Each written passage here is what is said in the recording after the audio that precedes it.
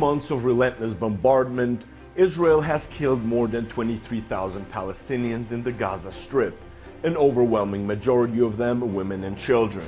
Israel claims it's been fighting Hamas, but the horrific pictures of civilian suffering and widespread destruction tell a different story.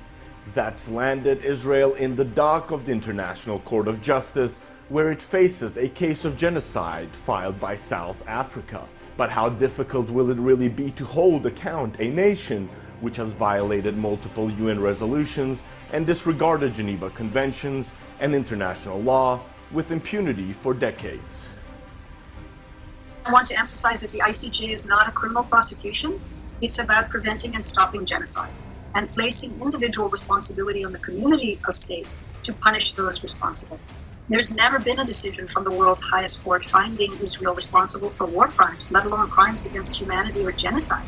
So a decision from the ICJ with such a finding will be groundbreaking, regardless of Israel's response. And that's where it's going to be important to pressure every UN member state to take action in terms of a whole range of possible actions, ending diplomatic relations with Israel, putting sanctions on Israeli principals who are prosecuting the genocide, initiating criminal prosecutions in their own domestic courts, and issuing warrants for the arrests of Israeli perpetrators.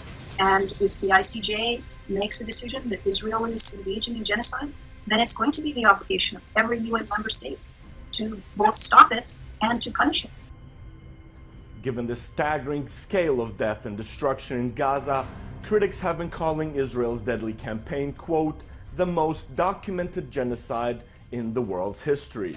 And legal experts believe the amount of visual evidence, along with controversial statements made by Israeli officials over the past months, could prove critical at the ICJ. Gathering evidence is critical. In my mind, that will not be difficult, as there are over 2 million eyewitnesses to what Israel has done and is doing in Gaza. One of the key elements of a claim to genocide is to prove the intent, genocidal intent.